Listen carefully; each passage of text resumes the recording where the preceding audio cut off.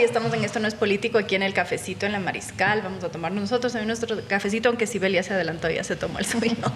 Gracias por acompañarnos. Estamos con Sibel Martínez, ella es activista, abogada. Bienvenida, Sibel, qué gusto tenerte aquí. Muchas gracias, Sol, gracias por la invitación. Un gusto estar aquí. Hablábamos antes de empezar esto de cómo uno se hace activista. ¿Cuál es tu historia? ¿Por qué el derecho y por qué el activismo? Bueno, mi historia nace del corazón. Cuando tenía 10 años, mi hija, la mayor, yo tengo 3 hijos, sufrió acoso escolar en la escuela. Claro, esto hace 14 años, ¿no? Cuando recién quizá comenzaban a hablarse de este tema. Y bueno, desde ahí para adelante mi vida cambió. Porque yo trabajaba, era una abogada corporativa, trabajaba en una embotelladora, la más prestigiosa de aquí. Y de repente veo que mi hija sufre este tema. Y la verdad es que yo trabajaba mucho, ¿no? Trabajaba mucho en esa época y, claro, mi mami me ayudaba, le cuidaba, aunque yo me dedicaba los fines de semana a ella, de repente ella creció así, hasta cuando, bueno, pasó este tema y mi vida cambió, realmente cambió, porque, claro, uno sale a cambiar el mundo por los hijos, ¿no? Y en este caso, yo como abogada, cuando esto sucedió, dije, no es posible, ¿no? No es posible. Fue un acoso escolar muy, muy fuerte. Ella pasó 6 meses viviendo este tema, yo no lo sabía, y se encerraba en el baño del colegio porque no tenía amigas con quien jugar. Estaba en un colegio religioso, además solo de mujeres, y además en horas huecas y en recreo lo que hacía es encerrarse en el baño, ¿no? Eso no sabía yo, pero sí lo sabían las autoridades del colegio. Cuando decidió no regresar, porque eso pasa cuando los niños sufren violencia, ¿no? Este tipo de acoso, me dijo, mami, yo no regreso nunca más. Y no hubo manera, ¿no? Le sacamos como en mayo del colegio. O sea, justo antes de terminar el año lectivo. Claro. Y claro, yo le decía, mijita, no es tu culpa. Y me decía, bueno, si no es mi culpa, ¿por qué yo tengo que salir del colegio? ¿Por qué nadie me ayuda? ¿Por qué no consigo otro colegio? Estaba a punto de perder el año. Y yo no tenía las respuestas. Así que de ahí para adelante dije, hay que cambiar esta realidad. O sea, esto no está bien. Como mamá, además de primeriza, ¿no es cierto?, con mi primera hija, no sabía, pues. O sea, yo no tenía idea de lo que estaba pasando. Y claro, me doy cuenta cuando un día pasábamos por el puente de la González Suárez y le digo, ve, mi hija, aquí, cuando yo era joven, hacía body jumping. Y ella me dice, qué buen puente para un suicidio, ¿no, mami? Y yo... A los 10 años. A los 10 años. Y dije, no, esto no está bien, ¿no? Y claro, veía yo que estaba con dificultades en la escuela, que las amigas no le invitaban o cosas así, y yo le ayudaba, ¿no? Decía, bueno, vamos a invitarles nosotros, hagamos esto. Les invitábamos y no iban, ¿no? Entonces, claro, comencé a unir los cabos y dije, esto no está bien. Para cuando me di cuenta, habían pasado 6 meses en donde ella estaba encerrada en el baño. Salió del colegio, como te decía, le brindamos atención psicológica, ¿no? Porque yo le veía que estaba muy mal. Le diagnosticaron fobia social.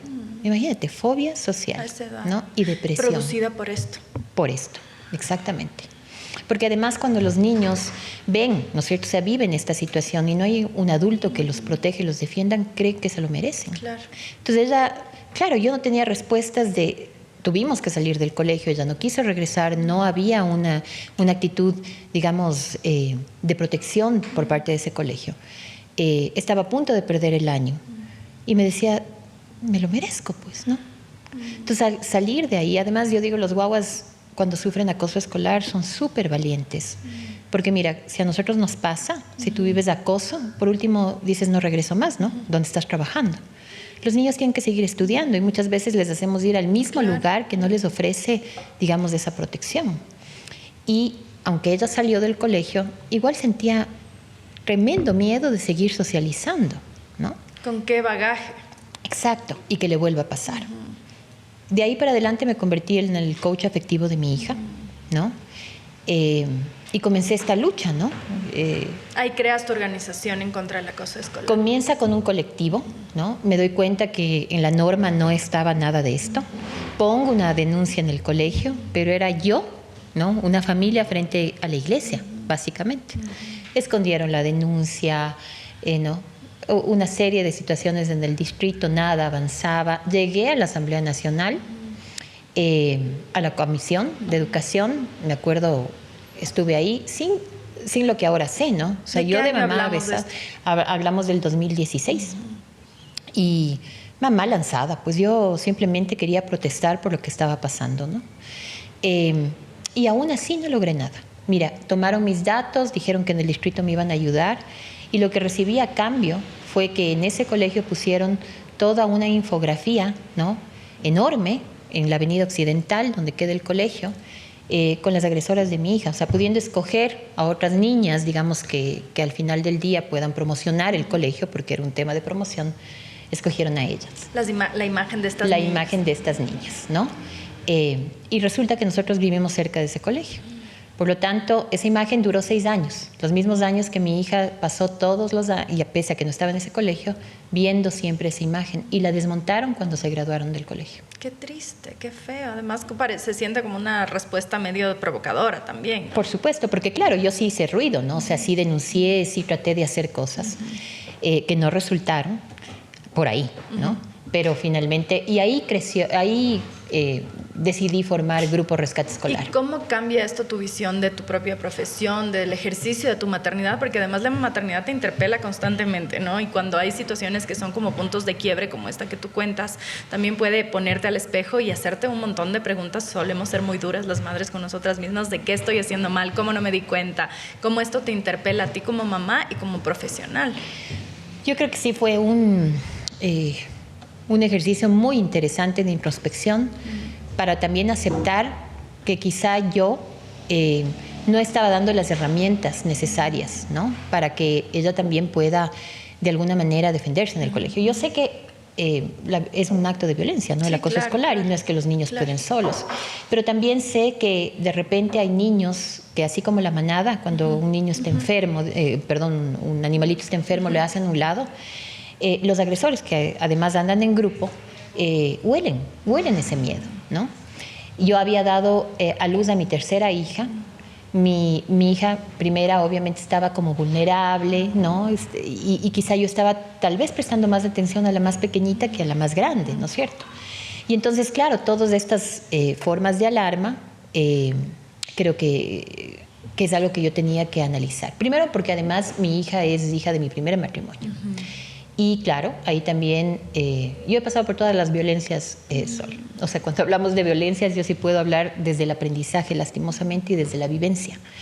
Y claro, mi hija, su papá es un hombre, sí, un padre cíclico, nunca estuvo presente, y eso también afecta. Claro, pues, ¿no? que sí. Cuando los padres están presentes, y me refiero a papás, dan este manto de protección que los guaguas necesitan para defenderse, ¿no? Es parte de estos procesos, ¿no?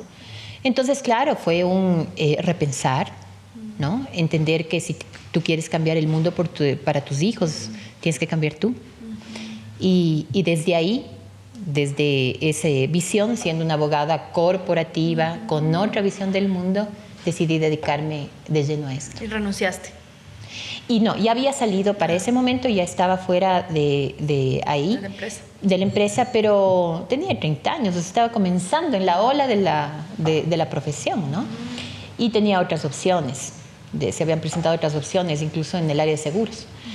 Y no las tomé, porque dije, tengo que dedicarme a esto, tengo que estar con mi hija, y bueno, soy mamá de 3, ¿no? Entonces hay que priorizar. Es un tremendo desafío, 3 hijos. Sí. Y entonces ahí empieza como todo este camino que te permite tener una visión más amplia de que la historia de tu hija quizá era una historia repetida y no había atención ni de autoridades ni de los colegios. Hasta ahora seguimos viendo, han pasado, tú dices 2016, son 8 años después, y seguimos viendo que en los colegios las denuncias incluso de violencia sexual se quedan ahí por debajo. Las madres tienen que emprender unas luchas brutales y te has tenido que enfrentar además, es con esta misma hija, al caso de violencia, ¿verdad? Exactamente. Ahora, y tú entonces conoces, no solo como abogada, sino como madre, que tu hija, y lo digo porque ella lo ha hecho público también, y tú también lo has hecho público, que ella ha enfrentado un caso de violencia por parte de su expareja, y ha sido una cosa brutal. O sea, ¿cómo ves esto? No solo ya como la abogada que puede hacer acompañamiento, sino como la madre. Como la madre, se te rompe el corazón, Y lo que yo aprendí, y por eso también comencé a luchar fuertemente con este tema de acoso escolar, es que estos guaguas, ¿no es cierto?, los víctimas y también los agresores que viven en una situación de violencia en la escuela, al final del día también cuando son adultos tienen vulnerabilidad, como toda forma de violencia. Cuando pasa esto con mi hija, ¿no? Escarbando, imagínate, en el caso de su expareja, el agresor, él había sido un bully en el colegio. Y un bully, digamos, endurecido, de los que al final del día no se nota que son ellos, o que llegan a hacer cosas graves, ¿no es cierto? Y claro, ahí como que se concatena. Como mamá, obviamente fue muy doloroso. Y yo me vi forzada, o nos vimos forzados a sacar a la luz. Uno no quiere sacar a la luz, ventilar su vida, imagínate, ¿no? Y además también tienes esta parte tuya que dices, ¿qué dirán, no? ¿Qué dirá la gente? Siempre hay un peso. Siempre hay, ¿no? Pero al final nos vimos obligados a sacar porque había mucha influencia, ¿no? Tanto en lo judicial y además porque comenzaba una ola de violencia hacia la Ana Paula, que, bueno, lo digo porque ella también ha hablado directamente, sí. En efecto, tiene esa fortaleza. Y efectivamente con esta situación dijimos, es la única forma de protegerle y protegerme, ¿no? Porque también esta persona en particular comenzó a ver en mí, alguien me decía, alguna abogada feminista me decía, es como una violencia vicaria inversa, ¿no? No me dejas de estar con tu hija, vas a ver lo que te pasa. Y no era yo. O sea, ella toma sus propias decisiones, ya es una adulta, pero obviamente yo soy la mamá y tenía que protegerla. Claro, ¿no? Claro. Y todas estas cosas te hacen encaminar como una lucha propia, paralela para otros casos, porque te has vuelto vocera de otros casos, has representado en otros casos. ¿Cómo encuentra uno esperanza cuando está constantemente involucrada en casos de violencia sexual, de abuso infantil, de violencia física hacia niños y mujeres? ¿Cómo se resiste en este camino? A ver, yo sí he pensado muchas veces tomarme un respiro, ¿no? Cuando trabajas en temas de violencia sexual en contra de los niños, yo creo que llevas el corazón partido. Pero cuando ese mismo niño, esa misma niña, te abraza y te dice gracias, o te pone un mensaje, entonces ahí es importante, vale la pena. ¿Y cómo encuentras, no sé si es que es una red, un apoyo, cómo ves la respuesta incluso de la propia sociedad civil? Porque si bien hay casos que sacuden mucho, hace no mucho, este año me parece que fue el caso de la violencia sexual en contra de la niña, de la adolescente, que fue en este viaje de fin de año de este colegio de Guayaquil y que se hizo público y de nuevo caía la carga sobre la niña, los chicos de estos habían fugado del país, es decir, estamos como constantemente frenteando escándalos y luego se apagan para la prensa, para la opinión pública, pero para las víctimas sigue. Y muchas veces en ese acompañamiento siguen los abogados o las organizaciones. ¿Cómo se sostiene? Financieramente bien complicado, ¿no? Yo decidí hace ya 14 años que esto no era un tema de lucro, ¿no? Porque además es increíble en temas de niñez y adolescencia cuando tú les dices a los papás, ¿no?, que hay que seguir un proceso, que ese proceso, por ejemplo, cuesta, es como que te dicen voy a pensarlo, ¿no? Y no, pues, o sea, uno tiene que ir con todo, ¿no? Entonces, tal vez no esté bien, pero yo con tal de que se siga un proceso, pues entonces podemos apoyar y ayudar, como sea. Pero el otro lado es la constancia y creo que también un tema de ética, ¿no? A mí sí me ha llegado, sí he tenido la oportunidad de apoyar casos por años, ¿no? El último caso, ponte, del niñito que le pinchaba la profesora. ¿No? Que tenía autismo. Que tenía autismo y epilepsia, pero esto pasó hace casi 6 años, ¿no? Y entonces hacer de apoyo, digamos, a esa familia. ¿Pero se denuncia recién en este momento o la denuncia venía desde hace 6 años? No, la denuncia yo la tomé en Junta de Protección de Derechos hace 6 años. Es decir, nuevamente nos vemos entre estos procesos que empiezan y duran años, literalmente, hasta que haya una solución o que haya un fin. Por supuesto. Son procesos además altamente revictimizantes, ¿no?, que duran años. Y yo tomo este caso en Junta de Protección de Derechos, la Junta ve que hay un delito y lo deriva a Fiscalía. En Fiscalía, efectivamente, ya toma un defensor público el caso y de ahí pasan todos estos años. Esto es una justicia que tarda, no es justicia, ¿no? Y por otro lado, le tienes a este niño que tenía 6 años en ese momento, que no puede olvidar lo que le pasó, porque resulta que tiene que además tener fresco esta situación para cuando le llaman, ¿no es cierto? Y volver a repetir. Y su madre también, representarle en el juicio, su abuelita incluso, y estar ahí sin poder decir, bueno, esto ya pasó, lo dejamos ahí, seguimos, ¿no? Entonces sí, es fuerte, ¿no? ¿Y qué diagnóstico da eso sobre las instituciones en el país? Porque además se ha hablado en este último periodo que hay una desinstitucionalización de todo, vemos además nuevos actores, el crimen organizado, permeando las instituciones, que de por sí ya nunca hemos tenido instituciones sumamente sólidas, y esto no genera como una desesperanza de que se pueda acudir finalmente a un sistema de justicia que responda, porque como tú dices, si un proceso dura 6 años y el niño tiene que recordar lo que le pasó cuando era 6 años, en lugar de poder superar y ya pasar página un poco y vivir su adolescencia en paz, etcétera, parece que no queda mucha respuesta si no hay instituciones. Es que no las hay. O sea, el sistema de protección de derechos de los niños aquí no funciona. No sé si ha funcionado alguna vez, creo que no hemos tenido esa suerte, ¿no? Lo que se ha hecho de alguna manera es tratar que varias instituciones que forman parte de ese sistema, cuando hay un caso, pero ya cuando lo hay, ¿no? Intervenga. O sea, no hay prevención.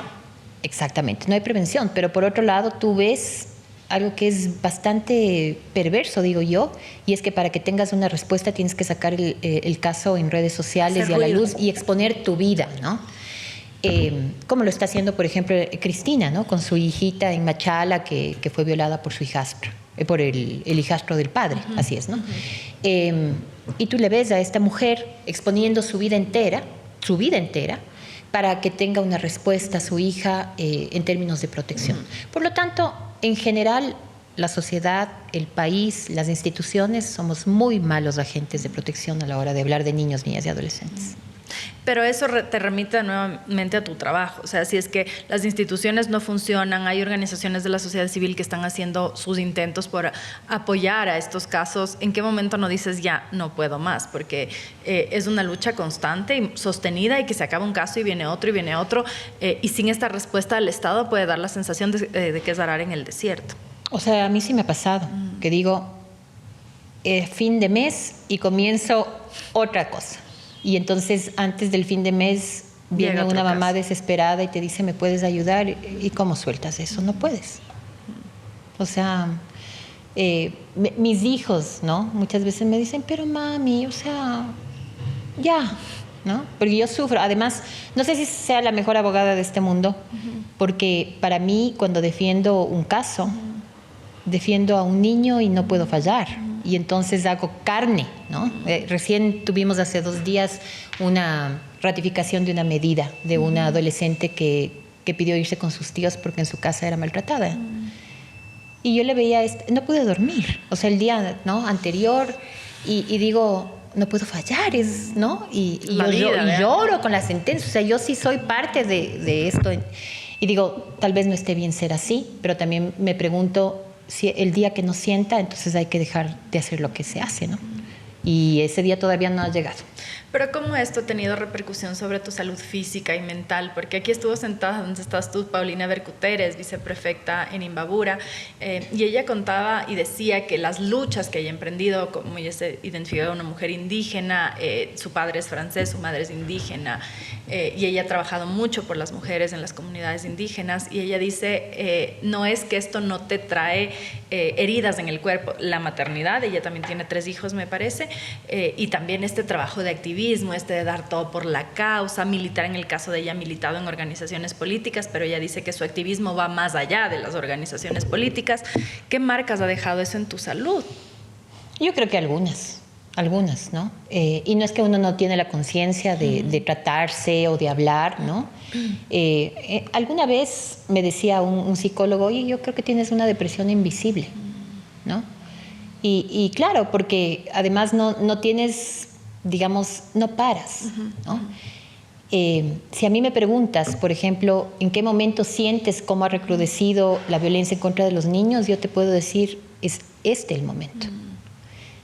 Y tú notas porque quizá antes tratábamos temas como no me hablan, ¿no? O sea, me hacen el vacío, no tengo con quién jugar, y hoy tratas temas como le lanzaron del segundo piso, ¿no? Cosas de ese estilo. O se burlaron de él y le dieron una paliza porque no tenía zapatos. Y es ahí cuando dices, esto no está bien. O sea, esa sociedad violenta sí se ve reflejada en el comportamiento de los niños y en las relaciones entre los niños. Totalmente, porque además los adultos que debemos ser buenos modelos de comportamiento, replicamos este modelo violento con los niños y la relación que tenemos con ellos es violenta. Entonces, ¿qué ejemplo tienen? La violencia, ¿no? Y eso se ve.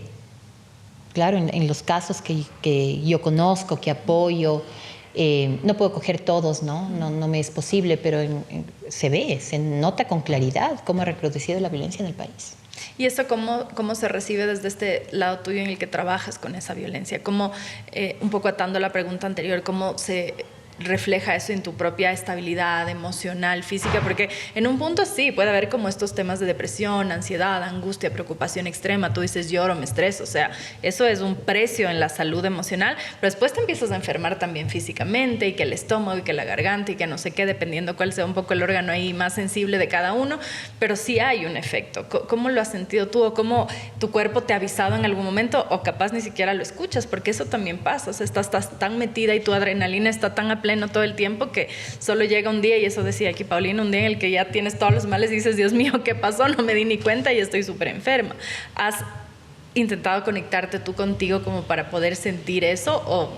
Bueno, sí, yo pinto, hago manualidades, trato de conectar por ese lado y sanar por ese lado también, ¿no es cierto? Y si ha llegado momentos en que, yo tengo muchos problemas para conciliar el sueño, porque además resuelvo el mundo en la noche, ¿no? Entonces es como todos muy los problemas de la humanidad. Desconectarte, sí. Y entonces ese puede ser, ¿no? Claro, es un síntoma el tema de la pérdida de sueño. Claro. Y de ahí, bueno, yo creo que esa pregunta seguramente la deben contestar mis hijos y mi esposo, ¿no? ¿Cuánto te ha afectado? ¿Qué te dicen? Ellos me apoyan totalmente. ¿Sabes por qué? Porque cuando ven el resultado, un solo caso. Claro, es una vida. ¿Sabes lo que significa? No. Entonces, por eso digo, nunca vas a poder, cuando las causas nacen del corazón, entonces no importa qué sacrificas, ¿no? No está bien, ¿no? Claro, porque podríamos pasar a esta romantización un poco también de que yo creo que las mujeres nos olvidamos mucho, ¿no? Que es como la salvadora del mundo, lo que tú dices, salvo el mundo en las noches, todas las noches te pones la capa y a salvar la humanidad, pero un poco te olvidas de ti misma, cómo tu familia te arropa en ese sentido. Tú dices, me apoyan, pero también se necesita como esta pausa, sí te dicen como para un rato, te recuerdan. Sí, tratamos de parar también, de irnos de vacaciones, de un poco desconectarnos. No soy tan buena en eso, a ratos no cumplo eso. Pero hay cosas que sí también te remecen. Hace como 2 años, mi hija menor, que ya tiene 15, pero digamos, es la más chiquita para nosotros, un poco más, tendría tal vez 12 años. Y claro, estaba sufriendo acoso en el colegio. Entonces yo me siento y le digo, mijita, mamita, ¿por qué no me contaste? Mami, es que tú estabas muy ocupada ayudando a otros. Y ahí es cuando tú te sientas y dices, a ver, no está bien. No está bien. Y eso es, ¿no? O sea, yo creo que ese es el otro lado que la gente no ve, ¿no? Ese, como también cuando tú tienes un trabajo estable, también tienes una economía estable, ¿no? Yo del aplauso no vivo. Claro. Y entonces, sí, te ves inmerso en esos temas en que dices, no tengo, ¿no? Claro, las dificultades económicas, no solamente frentear en casos durísimos, sino que además son servicios que no son bien pagados, porque te paga el que te puede pagar. O sea, y ahí nuevamente regresamos al Estado, que debería ser una responsabilidad responder ante la violencia a los niños, etcétera, pero en esa ausencia empiezan a suplir estos espacios las organizaciones como las tuyas. ¿Qué lecciones has aprendido en este camino? Bueno, primero alguien me decía, y tiene toda la razón, uno tiene que aprender a cobrar, aunque sea simbólicamente, porque eso es importante y además obligas a los adultos, en el caso con el que yo trabajo, a que se responsabilicen también, ¿no? Eso me ha costado mucho aprender, te soy honesta. También me ha costado entender que no puedes cambiar el mundo y que hay cosas que simplemente no puedes hacer, por más que realmente tengas las ganas y la voluntad, y que no puede estar todo por encima, o el costo que tú debes pagar no puede ser a costo de tu familia, ¿no? De la tranquilidad de tus hijos también. Que a rato sí, yo creo que todos quienes trabajamos en esto sí sacrificamos esas cosas, ¿no? Pero por el otro lado también hay que ver ese otro lado lindo, ¿no? O sea, una vida, una familia, un niño, una niña. A ratos voy a sonar muy romántica, pero sí vale la pena, ¿no? Y capaz que ese es el motor que a mí me... Claro, es que finalmente son vidas, porque a veces uno puede pensar números, ¿no? Porque te ponen estadísticas, 20% niños, tantos abusados, y en realidad son vidas que se truncan o que resurgen a pesar de la violencia, que de todas maneras marca para siempre, ¿no? Sí. Ahora, yo creo que eso también te vuelve muy crítico, ¿no? Yo por eso creo que tengo la voz alta y no tengo problema. O sea, no estoy haciendo un cálculo político para saber si esto me va a costar o no. Si hay que hablar, hay que hablar. ¿Y eso qué te ha costado? Porque también hay esta incomodidad a las mujeres, sobre todo si eres mujer, tienes como una voz muy fuerte, como unas posturas muy fuertes. Eso suele tener un costo personal. ¿Cuál ha sido ese costo para ti? A ver, primero he sido amenazada, ¿no? Recuerdo que en la época de las protestas del 2022 pusieron hasta la dirección de mi casa, ¿no? Para que me vayan no sé qué pretendían, ¿no? Démosle una lección, decían. Porque te decían en el momento que eres defensora de criminales. ¿Por qué te decían defensora de criminales? O sea, ¿cuál era el argumento? ¿Por qué? Porque tú tuviste alguna postura polémica, qué sé yo, sobre lo que pasa hoy, por ejemplo, mucho, que es las penas a los menores de edad, que quieren algunos endurecer en este populismo penal, a pesar de que hay organismos internacionales que te dicen que eso no es la solución y que eso no va a funcionar, y que al contrario lo que haces es hacer criminales desde más jóvenes, pues los metes a las cárceles y pues se afinan. Entonces, la pregunta es si es que tú tenías alguna postura polémica con respecto a eso, o cuál era tu postura que te valió que la respuesta sea tan violenta. O sea, yo defiendo la protesta social. Me niego a pensar que nos vamos a quedar en casa, ¿no? Viendo cómo pasa todo lo que estamos viviendo, por ejemplo, en el país, sin protestar, pudiendo tener la posibilidad de cambiar el curso de las cosas, ¿no? Y cambiar esa realidad social, política que vivimos. Por lo tanto, obviamente yo defiendo la protesta. Y siempre ha sido esa mi postura, y sobre esa base, ¿no es cierto?, y ha habido este manejo también en que todo es violencia, la protesta es sinónimo de violencia, y no es así. Es muy cómodo también manejarlo de esa forma, claro, ¿no? Simplifica problemas que son muy profundos. Exactamente. Y claro, yo, por ejemplo, en el 2019 fui presidenta de la Comisión de la Verdad, ¿no? Investigué todos estos casos también. Y entonces yo ya me sé el manejo, pues, ¿no? En el 19 vimos lo que en el 2022 vimos, y esa falta de reconciliación nacional, de esta polarización tan grande que tenemos, también es bien utilizada por los grupos de poder, ¿no? Es muy conveniente también. Claro, o sea, ponte ahora, ¿no? El conflicto armado interno, mal llamado conflicto armado interno, también es una herramienta de contrainsurgencia, ¿no? Está bueno romper a las organizaciones sociales, porque mientras más unidas estaríamos, más presión ejercemos. Entonces, claro, yo tengo esa posición, como tengo también la posición muy clara que el populismo penal en materia de adolescentes infractores no cabe. Y en otras cosas, ¿no? El acoso universitario, por ejemplo, ¿no? Me viene a la mente ahora este tema tan polémico. Y el costo, tú me decías, ¿cuál es el costo, no? Bueno, desde no tener trabajo, que no te den trabajo, no te den fondos. Yo tuve una posición muy radical, estuve trabajando en una universidad también, cuando vi que estaban socapando a un agresor y le dejaron, dieron chance, ¿no? Y dilataron las denuncias para que él se jubile. Puse un informe en ese sentido y me costó el puesto. Y entonces es duro porque yo sé que, por ejemplo, en esta situación que estamos viviendo ahora, yo oportunidad de trabajo no tengo, ¿no? Y es fuerte, pero también es importante tener convicción. y tener ética, ¿no? Y saber que al final del día, mientras tú te mantienes y estás en lo correcto, en el buen lado de la historia, mañana tienes la razón. Y es lo que ha pasado un poco ahora con el tema de los adolescentes infractores, ¿no? Yo hace años, mira, sufrí el secuestro de mis sobrinos y uno de los que estuvieron implicados ahí fue un adolescente. Eso no cambió mi convicción. Yo creo que debemos darles Tus sobrinos fueron secuestrados y uno de los involucrados era un adolescente. Era un adolescente. Y ellos salieron bien finalmente. Ellos salieron bien, obviamente muy fuerte, muy duro la experiencia que tuvieron. Pero alguien me preguntaba, ¿no? Un poco en ese momento. Como a ver si es que a ti te pasara, defenderías a estos criminales, que es un poco la O la ya respuesta. le pasó, ¿qué opina, claro, no? Claro. Y yo dije con claridad, no voy a cambiar esa convicción. Es una convicción. Y creo que vamos del lado correcto, ¿no? Y hoy por hoy, ¿no? Nos estamos dando cuenta que es así. Que al final del día no es sancionar a ese adolescente que no tuvo las oportunidades a los que les estamos cancelando el futuro, sino es darles la oportunidad de cambio, ¿no es cierto? Ofrecerles. Que de todas maneras se entiende una sociedad en la que la violencia empieza a primar, que la respuesta, o sea, quiero decir, no hay una justificación, pero tratando de entender a las personas que tienen al padre que les asesinan en la esquina o al hijo y que estos crímenes son perpetrados por adolescentes, que son utilizados justamente por ser adolescentes, por las bandas o las mafias más grandes, porque son desechables, descartables y no importan, ¿no?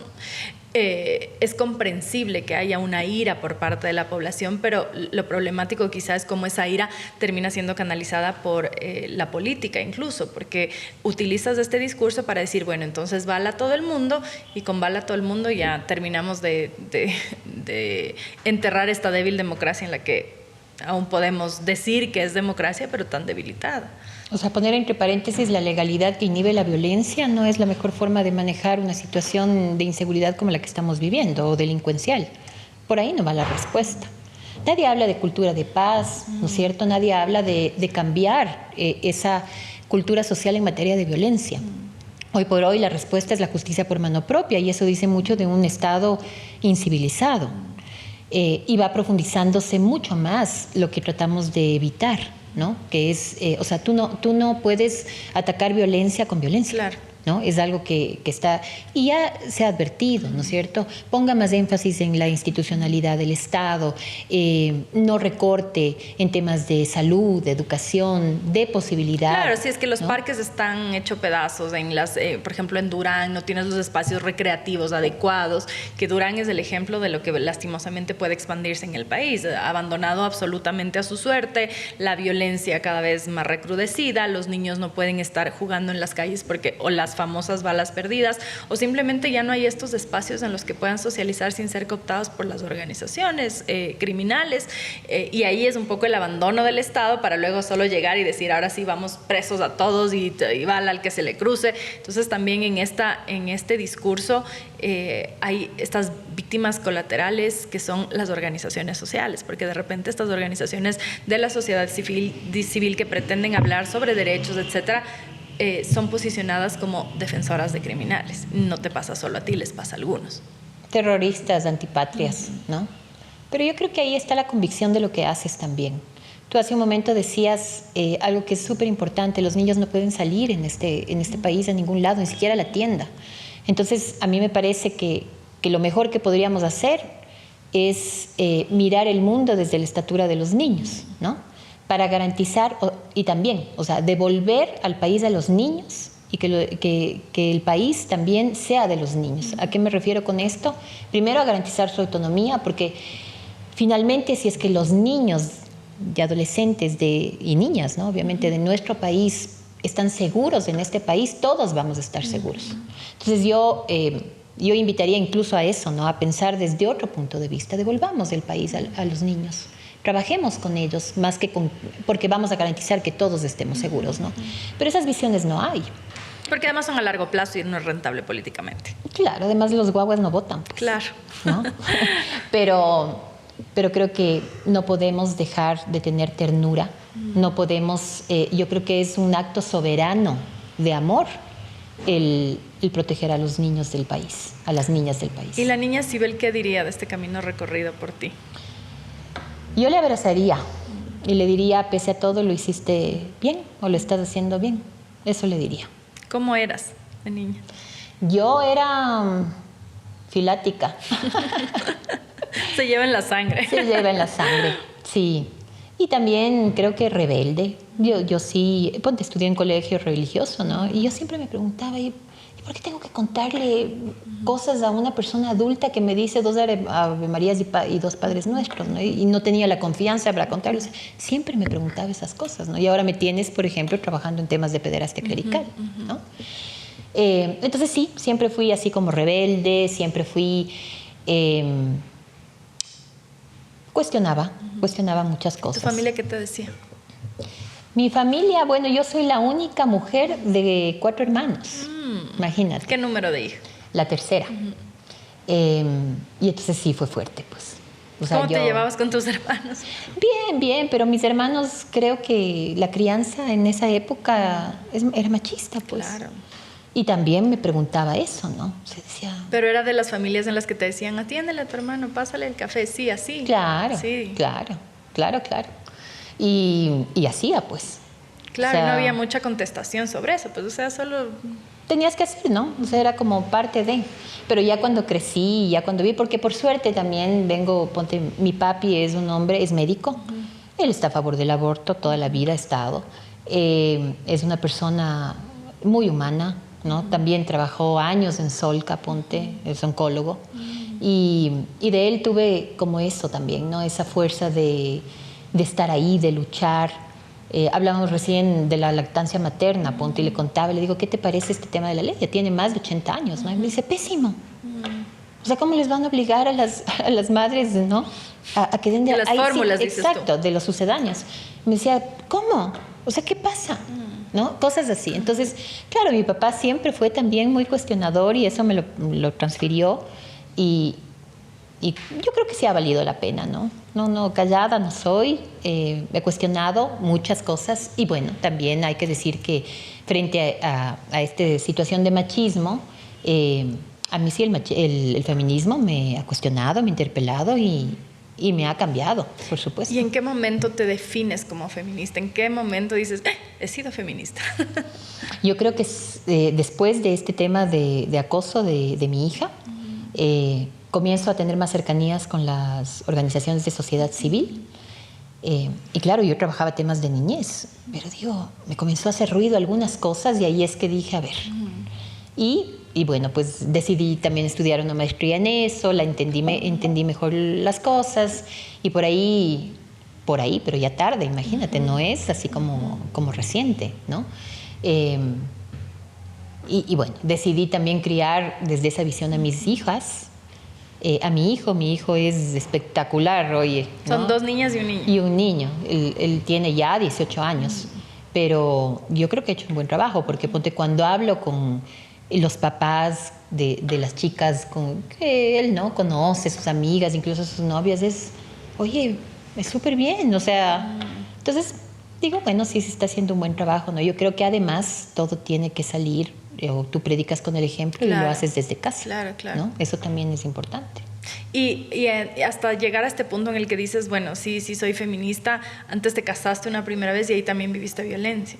Claro. Pero esto no estabas consciente en ese rato, o cómo fue ese despertar uy, esto se ha sido, porque había muchos comportamientos en generaciones anteriores que incluso hoy hasta son difíciles de identificar, no todo el mundo puede identificar que estos comportamientos son machistas. ¿Cómo en tu caso te diste cuenta y dijiste, no está funcionando esto? Bueno, porque yo sufrí violencia física, ¿no?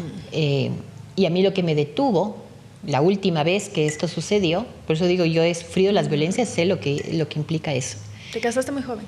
No, me casé como a los 22 años, 23 años, está joven, digamos. Sibel.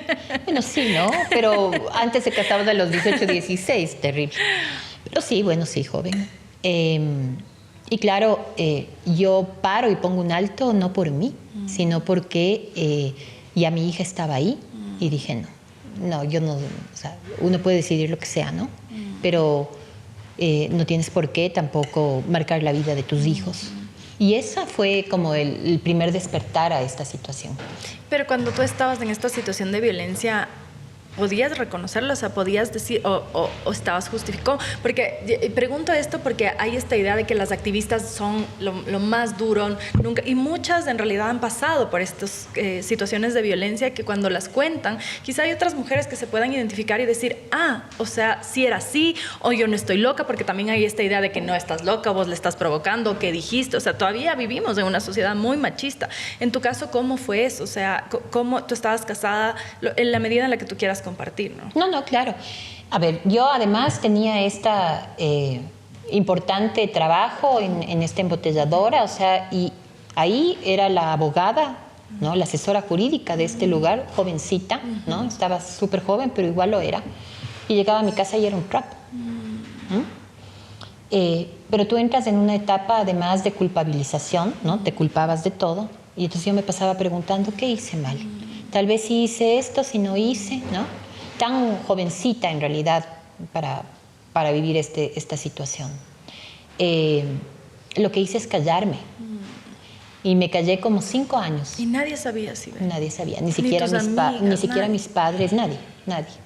A mis amigas, a un par de amigas del colegio sí les comenté lo que estaba pasando, pero muy por debajo, ¿no? Pero bueno, pues uno tampoco tonto no es, ¿no? Entonces yo sí me preguntaba y decía, esto no puede ser normal. ¿Eran golpes? Era de todo. Violencia física, psicológica, había mucho celo profesional. Imagínate yo, porque estaba en este lugar, ¿no? ¿Y esta persona también era abogado? No, él era economista. Y había esta situación. Claro, ¿No le gustaba que a ti te vaya bien? No le gustaba, que es parte también del este tema. socavar, No le gustaba que yo sea la fuerte de la casa, también, ¿no? Era como un tema ahí complejo.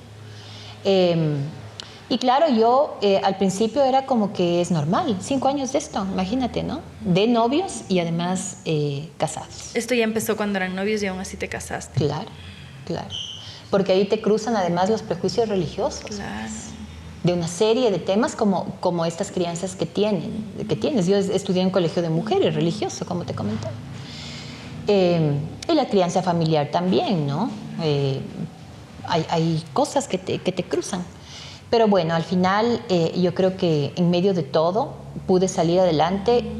Yo sí digo, la motivación fue mi hija. Porque ya tu hija nació en la mitad. Claro. Y yo dije, no, o sea, esto no. Yo puedo aguantar lo que sea si así lo quiero, pero no mi hija. Y eso no es el ejemplo que quiero para mi hija.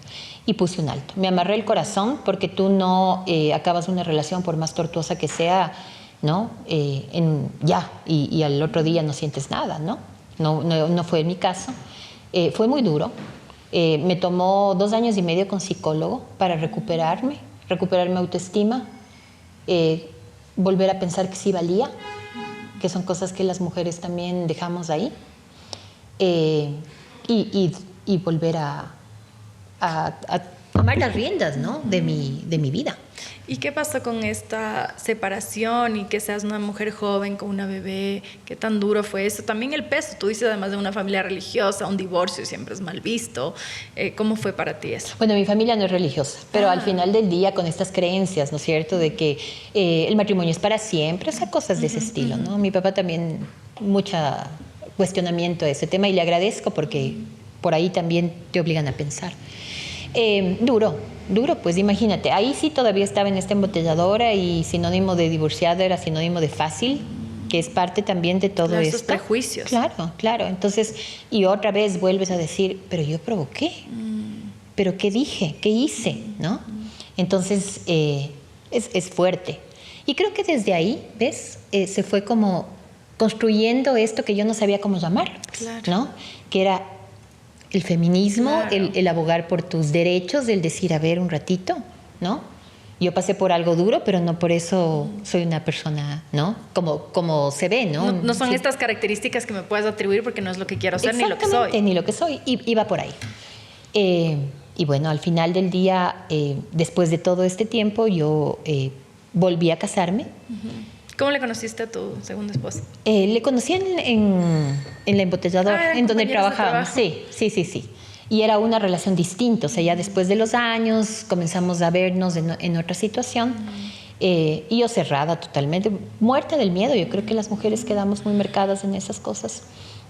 Pero en cambio, mi esposo es la antítesis, ¿no? Feminista al máximo, pero realmente, o sea, no se dice feminista, claro. ¿no? Actúa. Hoy está aquí, o sea, está tomando Siempre le veo el que te tiempo, acompaña. siempre me acompaña. Sí. Es feliz cuando hablo, cuando yo no hay un celo ahí, más bien es un apoyo y me pasa datos y él como es ingeniero comercial, mueve muchos números, entonces me dice, ve, haz esta relación de esto con esto y cosas así. O sea, totalmente diferente. Claro, claro. ¿Y cómo te abriste a esa relación? ¿Cómo dijiste, bueno, sí, vamos a probar? Yo cerraba la puerta y mi esposo abría la ventana. Y o sea, la constancia vence lo que la dicha no alcanza. Yo creo que sí, porque el miedo es libre, ¿no? Claro. Además, porque, como te digo, yo decidí además formalizar esta relación cuando me di cuenta que mi esposo quería a mi hija más que a mí. Y ahí dije, estoy por buen camino. Ajá. O sea, tenía una relación súper cercana con tu hija. Sí. Y tu hija en esa época era pequeña, cuando le conociste. 6 años. Imagínate que ya cuando decidimos formalizar y casarnos, mi hija decía, ¿cuándo nos casamos, mamá? ¿No? Era parte de... Claro. De hecho, se fue con nosotros de viaje, claro, era parte de. Claro. ¿No? Además, porque él vino a nuestro hogar, ¿no? Mi esposo vino a nuestro hogar. Nosotros ya teníamos un hogar. Claro. Entonces ahora tienen una relación súper linda también con tu hija. Sí, claro. Creció con él. Creció con él. Hay otra vez de entender, ¿no es cierto? Padre es el que acompaña, cuida, cría. Exactamente. Y ya, pues de ahí para adelante lo que estoy segura es que capaz que nunca me voy a sacar la lotería, porque por ahí ya me saqué, ¿no? Ya me saqué. ¿Y qué crees que cambió en ti para que pudieras rehacer este camino y romper con un patrón quizá que pudo haberse continuado? Lastimosamente es lo que pasa en muchos casos. Se termina una relación violenta, pero se inicia otra relación violenta porque quizá no hay ni las herramientas ni el apoyo para que puedas salir del círculo. En tu caso, ¿qué crees que fue lo que te ayudó a lograr salir y encontrar una pareja que sea tu apoyo y que tengas una relación saludable? Mucha introspección. Yo creo que, y cuando a mí me pasa siempre, cuando algo pasa en mi vida, en mi casa, en mi hogar, yo siempre me pregunto, ¿para qué pasa? No por qué, ¿para qué pasa? ¿Qué tengo que aprender? Y cuando tuve esa oportunidad, de la mano, como te digo, o sea, no fue fácil, ¿no? 2 años y medio con psicólogo y todo, pero leí este libro espectacular que las mujeres que nos estén escuchando, si están en una situación así, que es Las mujeres que aman demasiado. Y eso como que entendí, dije, no, pues aquí, o sea, si yo quiero que esto cambie, hay que romper el patrón. Y comencé viendo eso, ¿no? Rompiendo ese patrón. Con ayuda, o sea, solo no puede, ¿no? Es importante tener una red de apoyo, volver a la red de apoyo. Yo dejé de tener esa red de apoyo. ¿Quiénes te apoyaban en ese momento? ¿Quién Mis amigas del colegio, porque eso sí tengo amigas de años de colegio. ¿Eres amiguera? No mucho, verás, no mucho, pero tengo buenas amigas. Las de siempre. Sí, de las de siempre, las que puedes contar, que sabes que no te van a juzgar, eso es muy importante. Mi familia, ¿no? Y bueno, mi esposo, obviamente, ¿no? En ese momento. Y esa fue como la red de apoyo a la que yo me pude sostener. Luego ya cuando comencé a trabajar en estos temas, ves que hay una infinidad de personas, ¿no? Y organizaciones que son redes de apoyo, que son maravillosas y que nos ayudaron, en cambio, cuando mi hija sufrió la violencia que sufrió, ¿no? En manos de su expareja. ¿Cómo está tu hija? Está bien. Yo creo que también es tema de procesos, ¿no es cierto? Hoy está mejor. Pero bueno, nosotros no hemos culminado eso, ¿no? El proceso sigue. Tenemos 3, o sea, se tenía 3 procesos abiertos, hoy tenemos 2 procesos abiertos. Estamos esperando que le dicten cargos por secuestro cuando decidió, ¿no? Entrar a la fuerza y llevarse de la casa, amenazarla de muerte, golpearla. Y claro, es duro, ¿no? Es otra vez, no te dejan pasar la página, ¿no? Pero ella está mucho más tranquila. Sin embargo, con un tema de riesgo alto, ¿no? Porque esto no ha parado. O sea, las amenazas... Eso sigue. Eso sigue, claro. ¿Cómo se vive con eso como horrible. mamá, Sibel? Es horrible, claro. O sea, tienes que vivir, ¿no? Y tomamos recaudos y hay mucha... Pero digamos, tu hija vive contigo. Ahora no. Tiene 26 años ahora y recién hace 3 meses decidió irse a vivir sola. Me rompió el corazón porque soy mamá de los pollitos, pero son procesos que tiene que hacerlo y está muy bien. El ciclo de la vida. Sí. Los hijos vuelan. Sí, para eso les crías también, ¿no? Para que vuelen seguros y estén bien. Y además saben que como mamá uno sigue ahí, o sea, Claro. no estás, pero es del corazón afuera, ¿no? Ser mamá. Pero estamos a una Sí. llamada de distancia todos los días, de conversar, de hablar. Pero sí hay, digamos, un proceso de cuidado y seguridad para que incluso viviendo ya lejos de tu casa, ella pueda estar segura y su riesgo no aumente. Sí y no. Mira, trató, y de hecho la fiscal que está llevando el caso del secuestro, y pidió que le metan al sistema de víctimas. Y imagínate, porque se fue a vivir sola, que es un proceso de vida, tiene Claro, 26 normal, años, claro. la policía decidió que no tenía riesgo. ¿No? Qué Es locura. increíble, es increíble. Pero uno ya también se cansa a ratos de pelear y de luchar. Pero sí, yo le dije recién, esto fue recién, le dije vamos a cuestionar este tema, ¿no? Y también responsabilizar a la policía si algo llega a pasar. Porque como te digo, no ha cesado, ¿no? O sea, siguen siguiéndole por Instagram como 20 cuentas falsas, ¿no? Esta persona, a mí también me mandan un montón de mensajes, entiendo que es él. Entonces no pasa, ¿no? Pero esto no se entiende, no entiende la institucionalidad cuando vives algo así. Falta mucho aprendizaje todavía. Y un poco pensando en mirar en retrospectiva todo el camino que has hecho, toda esta vida que un poco uno recuenta y hay cosas que parecen de vidas pasadas, ¿no? O sea, cuando dices, ay, cuando estabas en la embotelladora y no sé qué, o sea, parece mucho tiempo. ¿Qué todavía te falta por hacer? Verás, ya hice una charla TED que dicen que equivale por un libro, pero yo todavía no he escrito el libro. Y necesito escribir ese libro porque he tratado tantos casos de violencia de los niños y estos guaguas me han dado tantos aprendizajes que es importante poner en un libro. Imagínate, te voy a poner un ejemplo. Había una guagua una chica que sufrió violencia. Era su último año en un colegio. Y un día me llama desesperada, del baño igual. Dice, ¿me puedes venir a ver? Y yo no lo pensé 2 veces, ¿no? Dije, listo, te voy a ver. Y salió. Y lo primero que me dijo cuando estábamos ahí, obviamente después llamamos a la mamá, a la familia, ¿no es cierto? Y todo, me dijo, su padre vivía afuera, ella estaba al cuidado de sus abuelitos y su mamá también se había ido. Y me dijo, si ellos pueden tratarme así, ¿por qué mis amigas no? ¿No? Refiriéndose a que sus papás le habían dejado. Al abandono. Al abandono. Oye, uno se siente y dice, a ver, yo creo que la voz de un niño, ¿no? Aunque válida y valiosa, si nadie la escucha y no aprende a oír, no sirve de nada. Y de esto tengo N aprendizajes. Mi propia hija, ¿no? La menor, hace como 2 años, le oía que hablaba con una amiga y le digo, bueno, Rafa, ¿qué estás haciendo? Me dice, mami, estamos viendo cuánta plata tenemos, la Revi y yo, para contratarle a una psicóloga a la Domi, porque necesitaba, ¿no? Hablar y necesita ayuda a su amiga.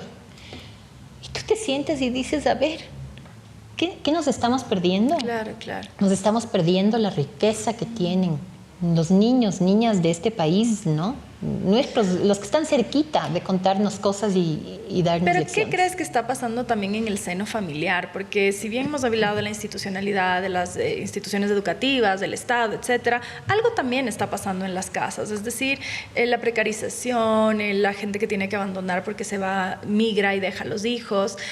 Pero también hay como una responsabilidad, si ya nos ponemos muy autocríticos, ¿no? Una responsabilidad muy fuerte de los padres de no regresar a ver quizá lo que está pasando en la casa. O sea, ¿a qué rato hablas con tu hijo si estás en el celular? ¿A qué rato hablas con tus hijos si todas las distracciones están por fuera? Porque los niños no son una planta que le riegas agua y le dejas ahí un cactus, porque hay unas plantas que son hasta más demandantes, pero no es un cactus, sino es una demanda a mí. Yo soy mamá también y creo que el desafío más grande es la demanda emocional. O sea, ya proveer que vayan a la escuela, etcétera, sí, claro que tiene un costo, pero creo que lo más duro es ese acompañamiento en cada etapa, porque un niño de 3 no te pide lo mismo que uno de 5, que uno de 8, que un adolescente, etcétera.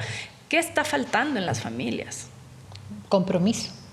Yo creo que eso, ¿no? El compromiso de ser papá, de ser mamá y hacerlo bien. Además, porque yo siempre peleo, ¿no? Con este tema del maltrato y todo. Disciplinar es enseñar a obrar bien a través del ejemplo, ¿no? No es maltratar. Y somos tan cómodos los adultos y ¿no?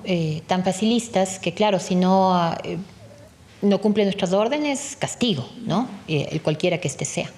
Y claro, tú ves esto y dices, ¿qué está pasando? Yo también me he preguntado. Primero, yo creo que hoy por hoy las familias son como esos lofts, ¿no? En donde tú tienes a la vez la cocina, ¿no es cierto?, el cuarto, la sala, y al final del día no sabes dónde estás parado, ¿no?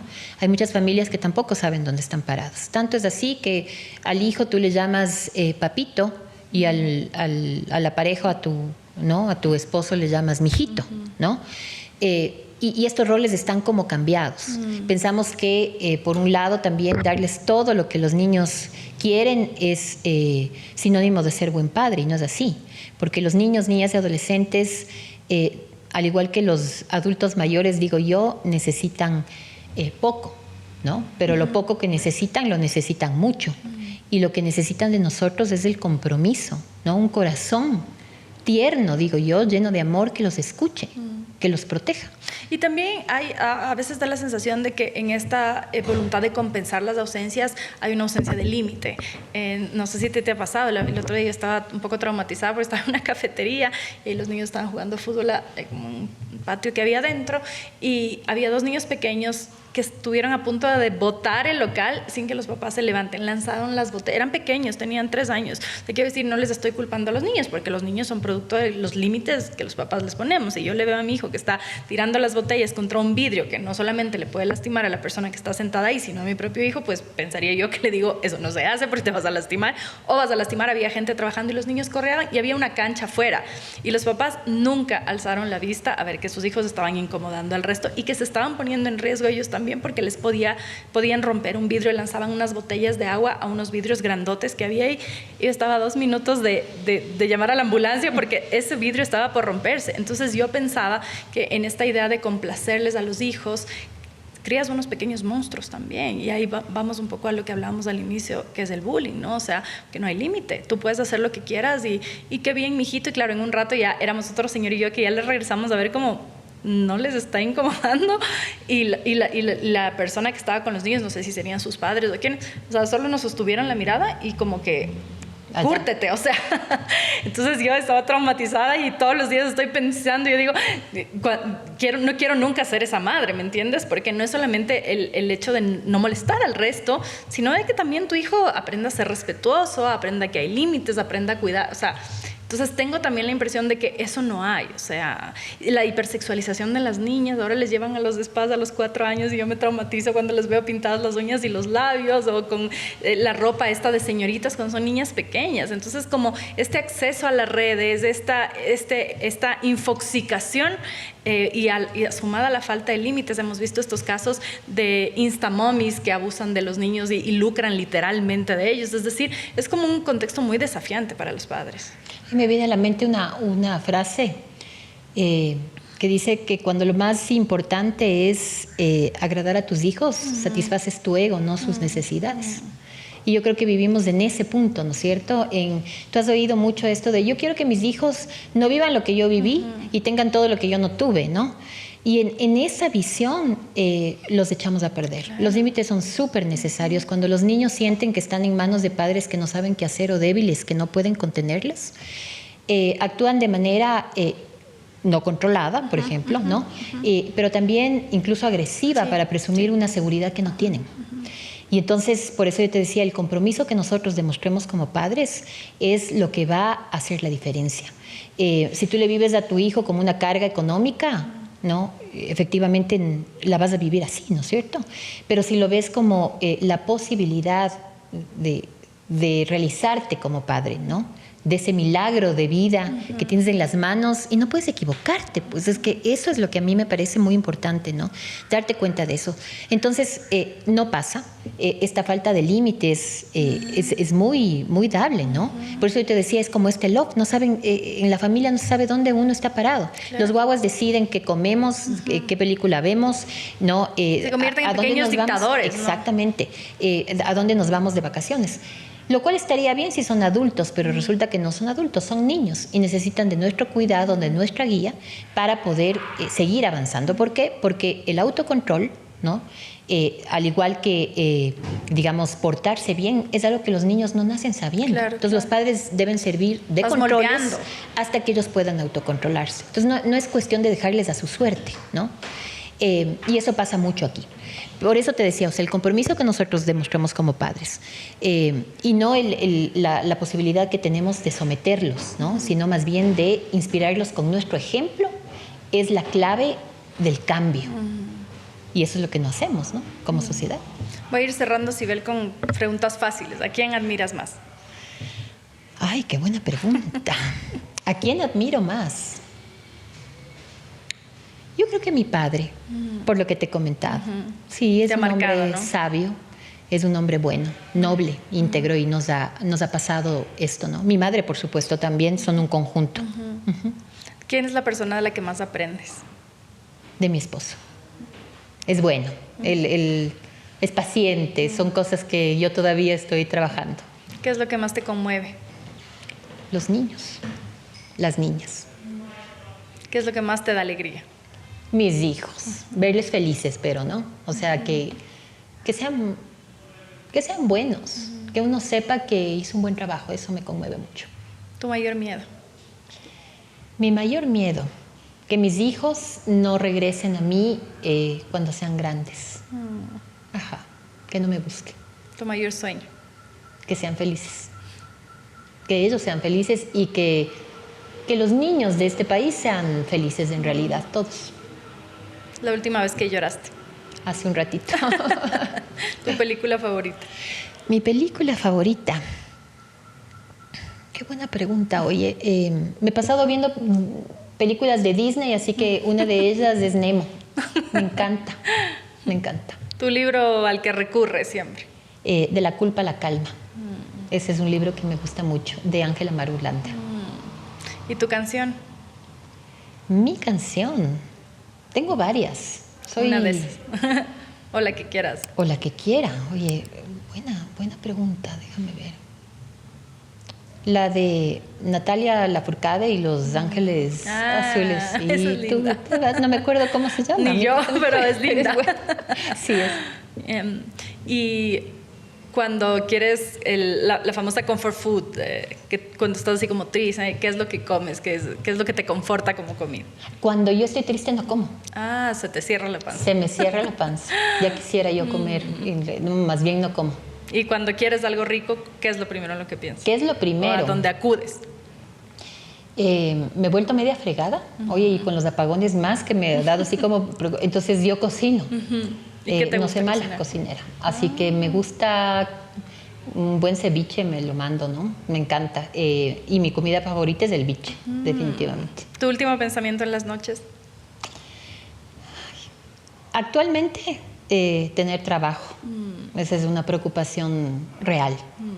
Y antes de eso, que mis hijos estén bien, que estén tranquilitos. Gracias por haber estado aquí, Sibel. A Ha sido ti, muy Sara. linda esta charla. Muchas gracias a ti. Sibel Martínez, abogada, activista por los derechos de los niños en contra del bullying. Estamos en El Cafecito. No se pierdan el próximo episodio de Esto No es Político. Soy María Sol Borja.